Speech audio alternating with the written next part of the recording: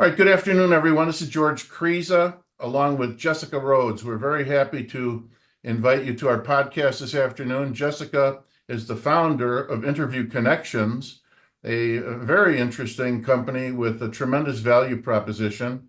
And, before we get started and before I even ask Jessica to tell us a little bit about the company, I'd like to tell you that I had the opportunity to sit in on Jessica's workshop about a week ago, and it was very, very impressive to me. Over a period of the last 4 years, when COVID hit, everyone started getting on Zoom meetings, and of course, Zoom probably made a lot of money off of that. But the reality is, I've seen so many different meetings and people trying to promote their presence on the internet that uh, most of which were, they're kind of searching in the dark for what method to use and how to go at it.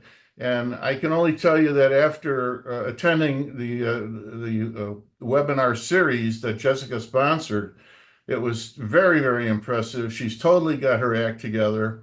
And I thought that it would really be beneficial to our audience to be able to hear directly from Jessica how she puts together her value proposition for us. So with that, Jessica, maybe just a couple of quick words about how long you've been in business and your company. Yeah, absolutely. Well, thanks for having me on your show. We've been in business for 11 years. I started Interview Connections back in 2013, and we were the first ever podcast booking agency. So we represent business owners and entrepreneurs, and we get them booked as podcast guests. So, as you said, a lot of people try to use, podcasts to grow their business. And our proposition is you don't have to start your own podcast to leverage this medium. You could go be a guest instead or in addition to having your own podcast. Makes perfect sense. So to get us started, I have a few questions prepared. So the first one I'd like to have you comment on is, what do you see as the primary benefits to building a podcast presence for any business? Yeah, so there's a few main benefits that I talk a lot about, and the first obvious one is a visibility to a new audience, visibility to an audience of people that are very targeted but don't yet know who you are and have the opportunity to hear you speak and share stories and give value alongside a host that presumably they already know, like, and trust. So there's visibility. This is also a really good networking strategy. So like as you kind of mentioned, the last 4 years since COVID, yes, people are traveling again, but not as much. People are really staying home a lot more, working from home before the pandemic. And so when you're a podcast guest, you have this opportunity to network and build relationships with other leaders in your industry that you just may never have crossed paths with if it weren't for the opportunity to do a podcast together. And the third major benefit is creating content that positions you as a thought leader and as an authority in your industry. So we can all create, content on LinkedIn, social media, create videos, open up our phone and make a video, but content that is featuring you as the expert on that episode is super valuable. And it's also content that you can be leveraging with your existing audience. Understood. And there's very different kind of credibility that ensues from that type of approach. Now, you mentioned the difference, but I'd like you to elaborate a little bit more about the difference between me, let's say, as a podcast host and me as a podcast appearance. How much does that change the equation? So there are absolutely huge benefits to having your own podcast. When I talk about podcast guesting benefits, I want to be very clear that it doesn't mean there's no value in being a host. I wrote a book called Interview Connections: How to Rock the Podcast from Both Sides of the Mic, because there is value in both. Now, we just talked about the value of being a guest. That's earned media. It's visibility to new audiences. It's going out and networking with podcast hosts and getting thought leadership content. When you're a podcast host, you have this opportunity to own media. to own your own show. So, George, for example, because you own this show and you lead this podcast, you reached out to me during our masterclass and said, I would love to interview you and bring you on my podcast. Now, I don't want to give any spoilers, but if you were just like, hey, Jessica, I just want to talk to you and ask you a bunch of questions, just one on one, I'd be like, respectfully, George, I'm not doing one on one, like basically free coaching calls. But because you have a podcast that this can get visible to on YouTube, I'm like, yeah, absolutely. There's value for you in getting the content, there's value for me in getting visibility. So it really opens up a lot of doors for you to be able to. And so, one of the other things that I find beneficial about this kind of arrangement, as opposed to, as you mentioned a minute ago, only a bunch of prefab questions and answers, is this becomes much more conversational, much more interactive, and in fact, there's a lot of press right now about the political campaigns that are going on, and people giving only scripted answers. And scripted answers just seem so artificial, don't they? And they don't really put you at your best foot forward. So if you have expertise, you should be able to talk on the topic extemporaneously. And you Mhm. excel at that because you're so buttoned down in your approach and so experienced. So, Yeah. and I enjoy that as well because, I personally have quite a bit of experience. I had my own company for 25 years. And prior to that, I was in the computer industry for 13 years. So I've got a really broad experience base. So almost anything you're going to throw at me, I'll probably have something to say about it. Yeah, and to your point about, the political like the election and podcasts, what we're seeing is these candidates are actually using podcasts to reach their target market, which is incredible. I don't know when this interview will come out, but we don't need to talk about individual candidates at all, but they're both out there being interviewed on at least one, if not more, podcasts. Because when you're on like short form media, and this is applicable to anyone, any type of business owner, leader, candidate. When you're on the news, it's a very short appearance. You've got commercials coming up, there's sound bites, the reporter's pressing you, like trying to get you off track. But when you're on a podcast, you settle in for whether it's 30 minutes, 45 minutes, an hour, 2 hours. And people love podcasts. People love getting their information on podcasts because they know they can get a whole bunch of information without the host, pushing the guest through this short little time period. I wanted to ask you this question.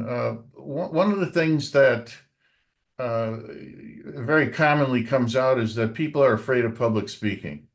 And in fact, on a list of 1 to 10 biggest fears, on a lot of people's list, public speaking is right there at the top of that list. So, how big of an obstacle is that for someone who's never done this before, for them to turn this into an effective strategy?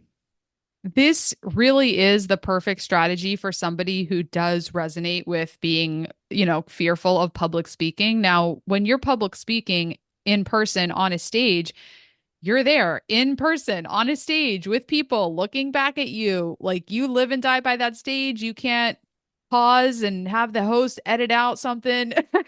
Right. You are right there and that's it. Like you get one take. And when you're on a podcast, for the most part, you're in your office, it's just you and the host having a conversation. Like this interview is being recorded, you'll edit it, you'll publish it, people will listen, but right now, it's just you and me on Zoom having a one-on-one conversation. So podcasts are really the perfect medium for introverts, for people that are afraid of public speaking, because you get the visibility to hundreds, if not thousands of people while only speaking to one person. And it seems to me, if I recall correctly from your session that I attended, your organization, let's say someone really loves your value proposition and wants to commit to move forward with it. Uh, isn't there an element of coaching and prep that's involved that you include as part of the service? Yeah, absolutely. So we put together, because we've been in business for over a decade, we've worked with, over 800 clients, we've booked over 30,000 interviews. We have studied, what are the strategies that have led to an ROI? What are the things that our clients who are getting leads and sales from podcast interviews, what are they doing? What is their call to action? How are they interacting with the host? What questions are they asking in the green room?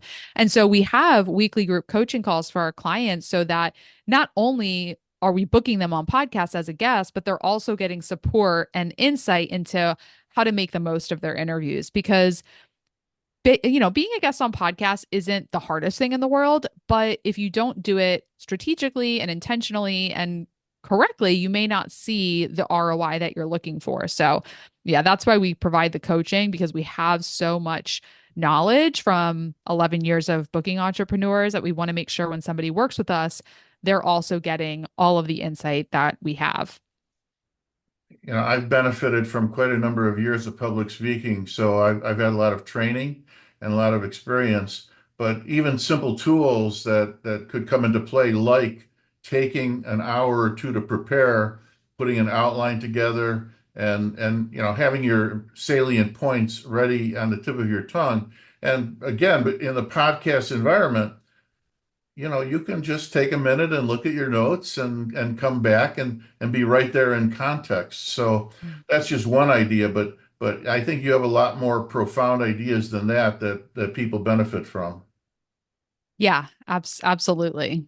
So my next question is, if somebody wanted to get started with being a guest on podcasts, what are some of the steps that they'd want to take to have a good, solid foundation and moving forward with that?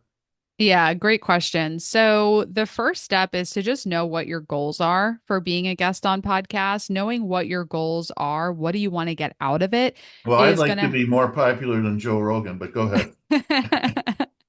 I don't know how to do that, but so be a famous MMA fighter, I guess, is your first step. So, the first step is really knowing what your goals are. What do you want to get out of it? That's going to help determine, in order to meet that goal, who do you need to speak to? So that would be your target audience, and knowing what types of shows your target audience is listening to. Once you know that, what can you be interviewed about that is relevant to those types of podcasts and to that target audience? Once you know what you want to be interviewed about, that's where you're going to want to create a podcast one sheet, which is a one pager. That's something we make for our clients, but it's a one pager that has your bio, it has topics you can be interviewed about, questions that you can be asked, and it really showcases you as an expert to the podcast host so that, when, for example, if you work with us, when we pitch you, we show the host your one sheet and they can read that over real quick and say, oh, yeah, George would be a great guest for my show. So those are really the first few steps to go through to lay a strong foundation. Once you have all that, once you have that clarity and that one sheet done, you're ready to start getting booked. We're building this presence. It's going well. And what would the impact be on the selling process? How do people have to change what they do? Does it get better? Does it get worse? Is it harder? What would we expect after we've embedded ourselves on 10, 20, 30 different podcasts? Yeah. So the thing to really understand about podcast guesting is this is a brand awareness strategy, so it's brand awareness. It's about getting your name out there. It's about sharing your story, really building a relationship and having an impact on the minds of the people that are hearing you speak. Now, there's going to be a number of people who hear you on podcasts that's the one and only time they hear you. If you don't effectively convert them onto your email list, following you on social media, they may forget about you, but at least that had an impact. Maybe they see you again and they're like, oh, I heard that person on a podcast. So this is brand awareness. The thing that's really important to distinguish is that it's brand awareness is not necessarily the same as direct advertising. So a lot of people do podcast guesting thinking like, I'm just going to go on and advertise my program and like get sales right away. Now, we teach you how to leverage podcasts to motivate more listeners to convert. And so they do become clients, but that's not through selling directly on the podcast. It's by giving value, giving great answers, sharing great stories, conversing well with the host, and then giving a call to action that actually motivates the listener to contact you after the interview. If you give a lot of value and you invite them to your website or to book a call or to download a free gift like a lead magnet, and the listeners get a lot of value, then they do that, then they stay in touch with you, at which point your marketing funnel should effectively nurture them into becoming a client. But, it's not most of the time that the listeners hear you on the podcast and buy right away. It's your job to give a great interview, give a great call to action, and then nurture them into becoming a client down the pipeline. Thank you. And if you're the guest or either way, the guest or the host with the right people, the right market, uh, it really is a strong impact on your credibility. In my own strategy, I have been privileged to interview Jeffrey Moore, who's a world famous author of Crossing the Chasm Inside the Tornado. People like Jay McBain, a prominent consultant in the computer industry, Larry Walsh, same idea. And also, I don't know if you're familiar with Patrick Lencioni, but one of the people from the Patrick Lencioni group. And so, I'm constantly looking for very high level management people like yourself who add credibility to myself and the ability to play in that playing field. And Mm-hmm. so I think that's exactly where you're going with that. Now, on the flip side, when we enter into this kind of strategy, are there mistakes that often get made, or what could we avoid that's going to, send us right into a pit? Yeah, well, let's first start with before you even get booked. A big mistake people make is their one sheet has topics that are just all super self-serving, like topics and questions, suggested interview topics that are just all about your company, all about how you work, all about the value your services provide. Like these interviews are not an infomercial for your business. The topics need to show value to the audience. The topics should position you to be sharing stories that are going to be valuable, whether or not a listener becomes your client. So that's the first mistake people make, which will even prevent them from even doing an interview, is if the topics are too self-serving and too promotional about the business. So keep your interview topics value focused. And then, kind of very similar to that, the second mistake, let's say you do get booked, is just being really promotional on the episode, being super pitchy, mentioning, what you do every other, oh, in my book, I talk about this, or oh, in my program, I do this. Like if it sounds like you're just trying really hard to promote your business, it's going to really turn people off. And then the third and final mistake I'll say is at the end of the episode, if you don't give a call to action, let's say the host says, where can our listeners connect with you? And you're just like, oh, you go to my website. You can also go to my social media. I'm everywhere. Like if you just send people everywhere, you'll probably lose a lot of the listeners and you're not going to convert them.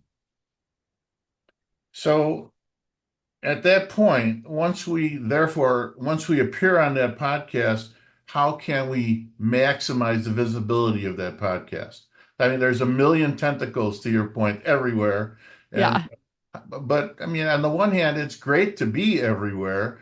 That's the right everywhere. So how do you Hmm. maximize that interconnect?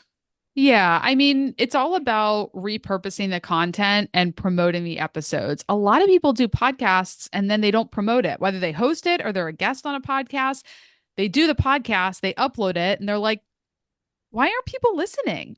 Well, did you promote it? Like, what did you do to get it out there? Did you share about it?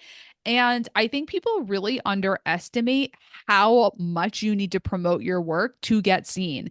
There are over 3 million podcasts right now, whereas just a few years ago, like when I first started, there were maybe 300,000. There's just so much content out there. People have their pick of content. So, if you want your stuff to be seen and heard, you've got to promote it. You've got to get it out there consistently. I mean, I email my list every single day pretty much. And, the open rate is high. People want the right content, but you've got to get it out there. So as a guest, promote your episodes, get it up on your website, put it on a media page, post it as an article on your website, send it to your leads, send it to your clients, turn it into clips. Like I could go on. There's so many different ways, but doing the interview is step one. If you stop there, you took one step. You didn't actually go the full mile. I'm curious what your thought is on posting clips from the podcast. I love it. I love that. So, this is one of the main things that I teach when we're talking about repurposing content. I use a software called Opus Clips, and it's really simple. You could just put a link to the video interview into the software. It's an AI website based software. And within 20 minutes, it'll create a whole bunch of clips. Um, so that you can upload it as a YouTube short, as an Instagram reel, as a TikTok, you name it. And it's just a good way to get the content out there in a different format because social media is really big with short form video content. That's pretty much what works on social media. And so you can post these clips as a way to have social media content. And then you can also link back to the full episode because if people listen to the clip and they like it, then they can go listen to the full episode on the podcast.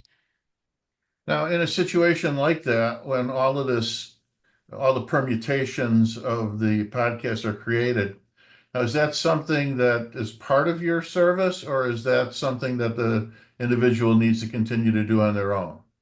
So the actual work of like clipping it using Opus Clips, that's something that we don't do. Our client does that, but we have coaching calls that like are workshops where we walk you through how to do it.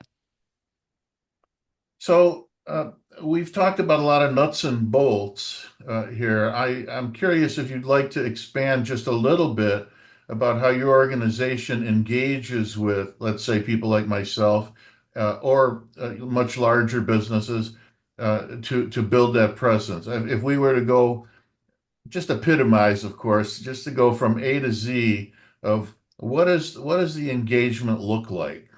Yeah, absolutely. Well, we have a program called the Amplified Authority Program that guarantees 30 podcast interviews, usually over the course of 10 to 12 months. So most of our clients are getting on two, three, four shows a month.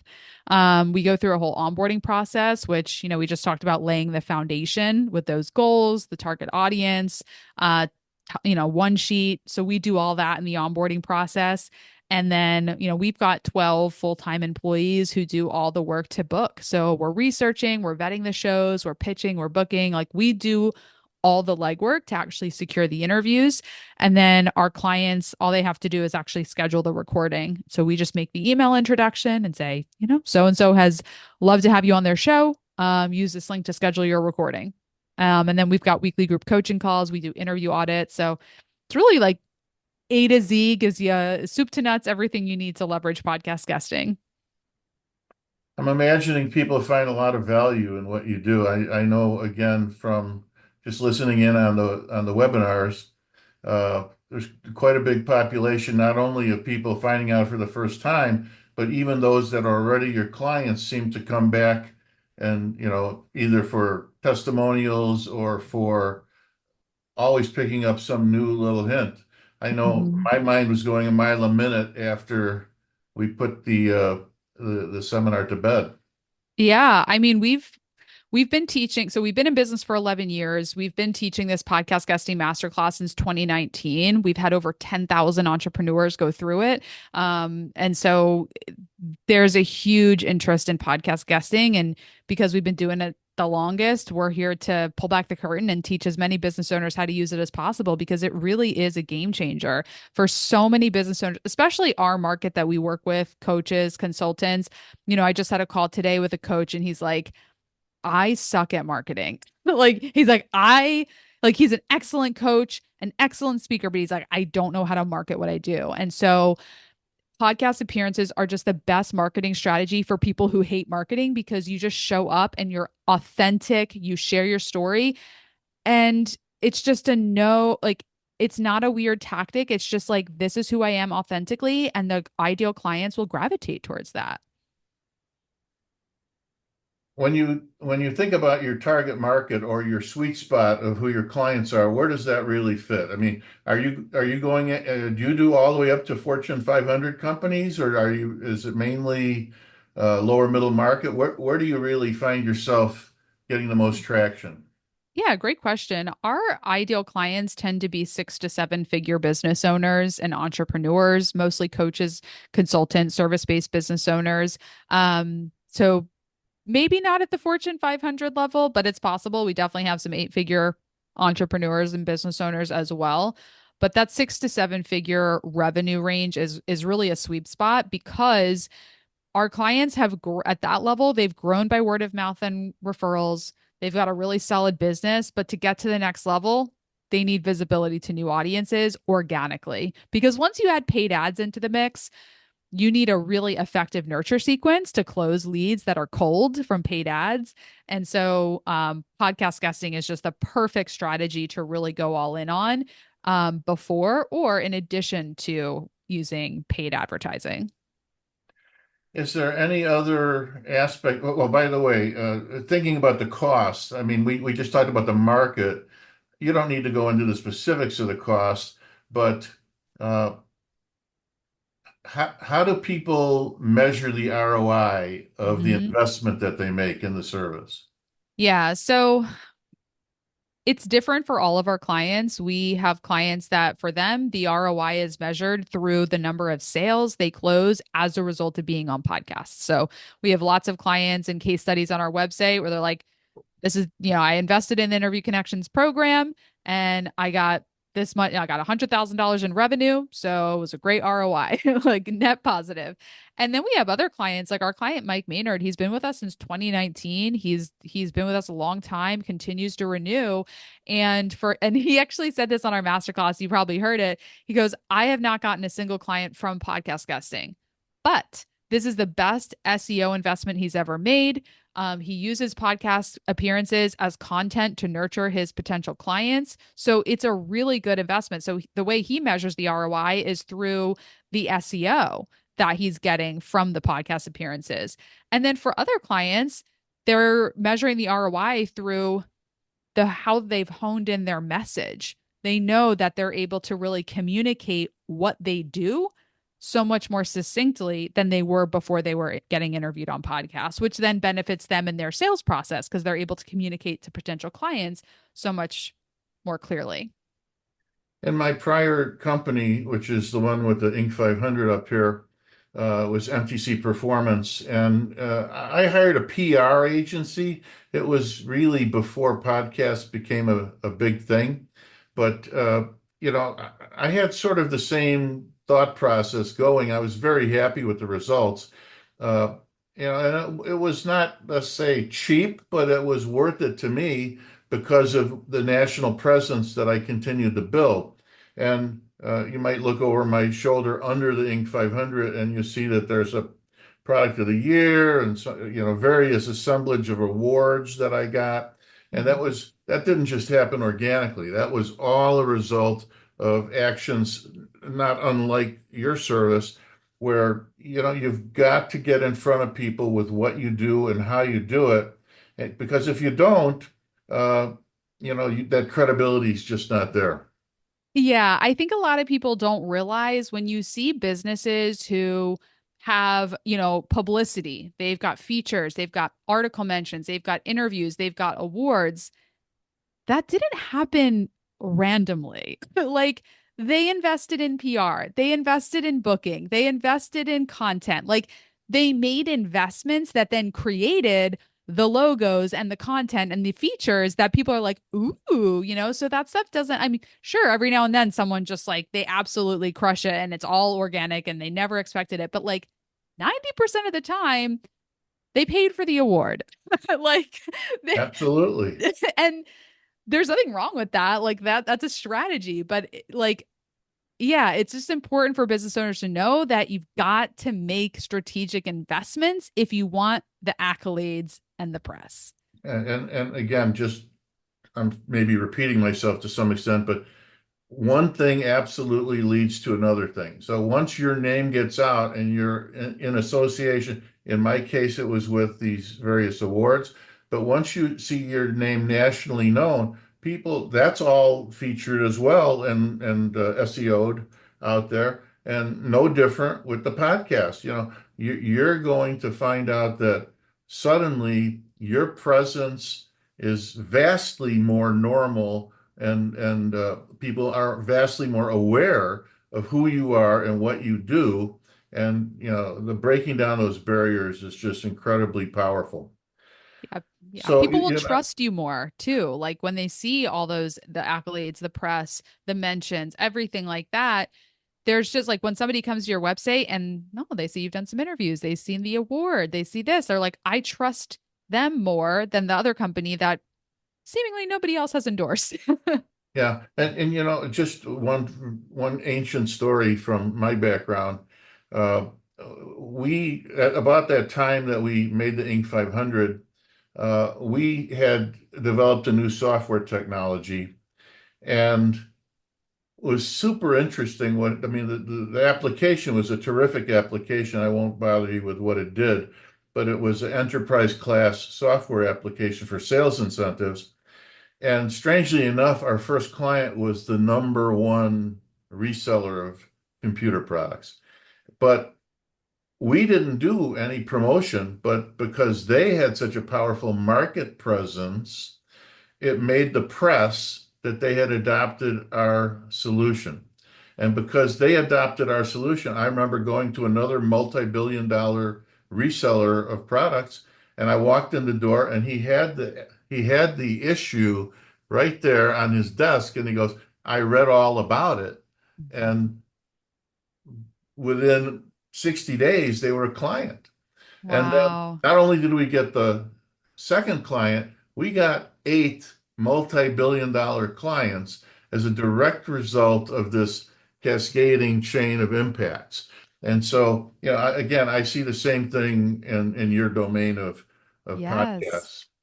Is there Such a good anything we example. haven't covered that you think is particularly important that we wouldn't want to leave out of the discussion? Yeah, something I've been talking a bit about recently, given that we're in Q4, there's almost just 2 months left of the year, is the timing of podcasts. So a lot of people, they start the process of getting booked when they want the interviews to be live. And so podcasts are, there's so much, there's a ramp up, right? So when, for example, just looking at this through the lens, if you were to work with us, the first month is laying that groundwork, making the one sheet, strategizing on the types of shows, getting clear on the message. And then there's the pitching. You know, it takes a few weeks to start getting bookings to be secured. And then it's on average from the date of booking an interview to the date of it going live is I've seen anywhere from 3 to 6 months. I just booked an interview yesterday, and the host said, I release episodes 7 months after they're recorded. Like she has that much of a backlog, which is a little bit long in my opinion, but that's okay. A lot of times the more established podcasts just pre-record and they batch their podcast, they batch their content.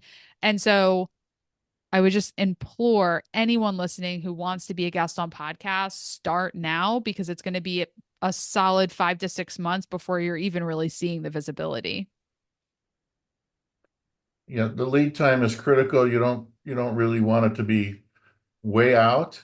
And another thing that helps that I found helpful is doing my own production. Now, you know, I happen to be quite computer literate, but you can use simple tools. I'm not sure what they would be in the Android domain or the Windows domain, but I use iMovie. Mm-hmm.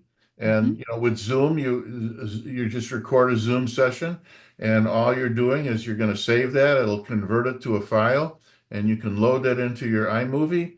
And in a matter, it takes me probably 20 minutes to end up with a final form, maybe a little longer. Let's say I allocate an hour to it, Yeah. and then I can publish that and break it up whichever way I like, and I get that done very rapidly. Yeah. So, and by the way, I'm not trying to sell that service. I just do that for myself. But Yeah. I think that's within the grasp of almost anyone out there is to, you know, there doesn't have to be ancillary costs on Mm-hmm. top of building the strategy and building the contacts. Right. So this whole area is very exciting to me. I spend a tremendous amount of time myself looking at some of the prominent podcasts that I think lots of people look at. I'm watching the Tim Cast and I'm watching the Megyn Kelly show, and I haven't started with Joe Rogan yet, but you know, there's so many big names where you know, they're getting hundreds of thousands to millions of subscribers. And Yeah. we don't really need that as an SMB or a Right. lower middle market. All we need is, you know, a nice amount of views and a nice amount of credibility. And then what you end up doing is placing the links to the Yeah. podcast here, there, and everywhere, and leveraging that. So, and that's the skill that you have, and I think that's where you can really not only make the contacts, but help people to orchestrate in their minds the exact strategy that's going to make it really come true into a successful effort. Yeah, absolutely. Well, I'll tell you what, Jessica, as I said before, I was super impressed with uh, your own credibility. You have a formula that is a success formula, in my opinion, and it's a tried and true success formula. See, you don't even have to advertise. I'm doing it for you.